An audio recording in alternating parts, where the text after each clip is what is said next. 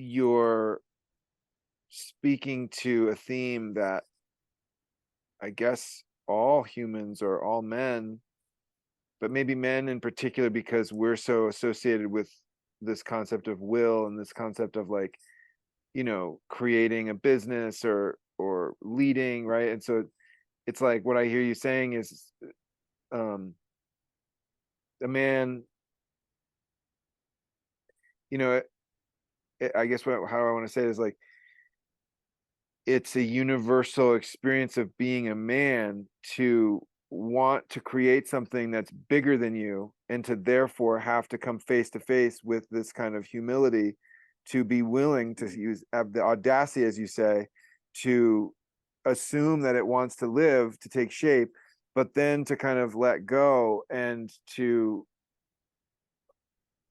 I guess, make space either to be totally rejected by the universe that says, no, the universe doesn't want this thing that you've made, or to be totally surprised and delighted by other people and forces coming in to help this thing take shape. And so it's a way in which you're speaking to like a longing that we all have as men to be a part of something. It's like we all want to be heroes, we all want to slay the dragon, we all want to create the business, we all want to have control of our destiny, and yet at the same time, anything worth actually being a part of is not something we can just make with our own will. And that crushing truth.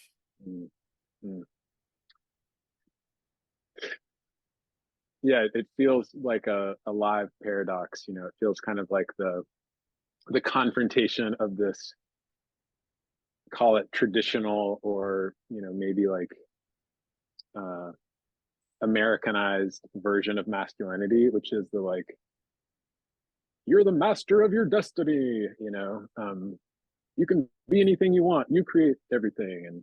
And I think for me, like the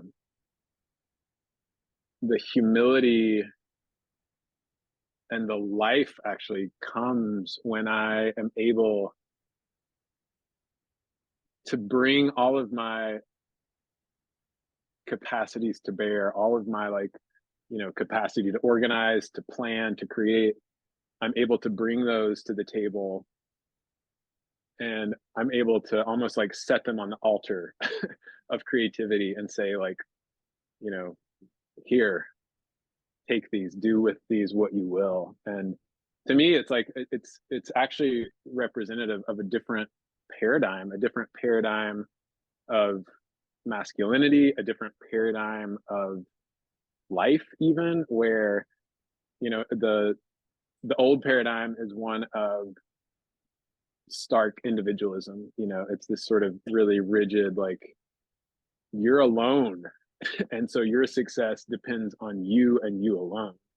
Whereas in a paradigm of interconnectivity, a paradigm of power with, of uh, endosymbiosis, like, or sympoesis, to use Donna Haraway's term, that like creating together, that actually, like, life doesn't create in a vacuum. Life doesn't create simply for the sake of the individual. It creates collectively. It creates together. Yeah. Yeah, like and my screensaver came on.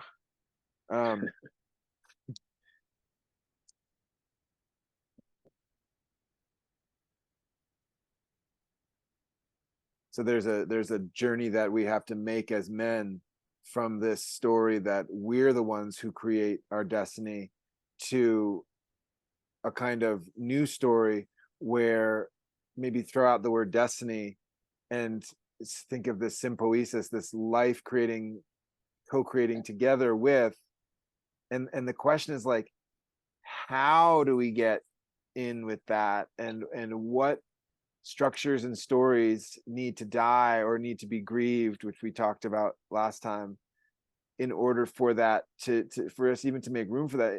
In a way, it's like all men, I was gonna say all men have to die, what more men, it's like all men have to come to the limits of the old story that never really worked for us, but that really kind of holds. It's like you can have belonging, you can have credit, you can have fame and prestige. In order to have those things, you've got to die on this altar of this story, which, by the way, doesn't give a shit about your health and doesn't give a shit about, your family or anything else. You're going to give everything for this story, and that story. Not only does that story have to die, but that promise of prestige, we have to let that go too. It's like we have to go, okay, the story's gone, the promise of the story is also gone, so I'm willing to actually lose all of it Mm. in the hopes that maybe I can get on board with this other story and gain what? True participation, true mutuality, true worth. That maybe this was just like, I actually, part of the story is I'm not worth shit unless I do something. And this story is you're already worth something. And we look at that and we go, I can't assume I'm worth something. Come on. So I don't know if you want to take like a few minutes to respond to that, and then we can kind of press stop. Mm-hmm. I mean, I really appreciate that framing. And I think that you're totally right that like the kind of reward system of the old paradigm, um, it's hard to kind of think outside of that, to kind of move beyond that, Totally. to let go of that. Um, and I think like one of the ways that helps me to kind of be in this in between, to like be in the in between of paradigms, is to think about my own death, my own mortality, and um, to recognize that if I were to apply myself fully at being, quote unquote, successful in the old paradigm, to just pursue the most lucrative career, to follow the script of like accumulate as much money as possible, look as young as possible for as long as possible, like have fame and fortune. When I get to my deathbed, will I actually, if I were to do those things, would I be able to look back and feel like, like life well lived? Now it's all over. Like, what, you know, to me, like when I sort of Totally. play that out in my Feels mind, it empty. feels so empty. It feels terrifyingly empty. Yeah, it feels like, Whereas, right. yeah, Keep going, keep going, keep going. no, go for it, go for it. Well, no, fill that sentence. Whereas, Whereas, when I think about this desire that I have to meet my own death with as much vitality and aliveness as possible, like I want to be prepared to die. And for me, the answer to that question, it's like, um, maybe I won't go into the full complexity of what that entails, but um, it almost it's like it doesn't even become this, what if, like, what if I live 50 more years and then die? It's like, what if I die right now? What if I die tomorrow morning? What if I die, at the end of the day today? I want my kids to know that I love them. Like I want to know that I walked through the day with my eyes wide open. I want to be able to recognize like I met each moment with as much consciousness and love as I can muster, as much, of a willingness to um, it's almost like, it doesn't, for me it doesn't feel like the creativity and the like willing things into being is somehow separate from that. It doesn't feel dualistic. It feels like there are things that I want to create and I am creating, and that feels really good and really aligned. But what feels different is like to lose the sense of um it's like two things: to lose the sense of like, well, when I create it, then I'll be happy. Then like when I have $1 million, then I'll have enough money. Um, and also to lose the sense of transcendence, that it's like, well, somehow like it's going to be better over there. It's going to be better in heaven. It's going to be better like when I have millions of dollars. And to actually uh,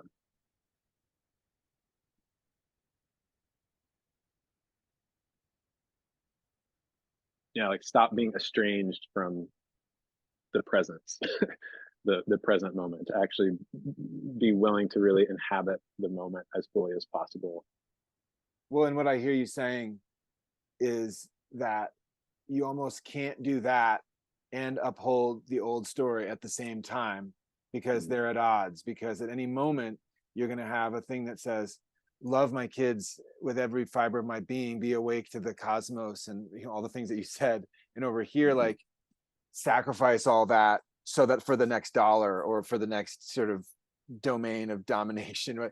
And I don't say Uh-huh. that to shame that. I've lived that story and do live that story from time to time, but that, how that is the proper tension a man in these times maybe is meant to help to hold. It's like we've been told that, I was doing on this side of my body, like the love and the eyes wide open is this distraction, and is this, well, it'd be nice to have. And I get it. Like if you don't have, if you got to feed kids, that is a nice to have. Uh-huh.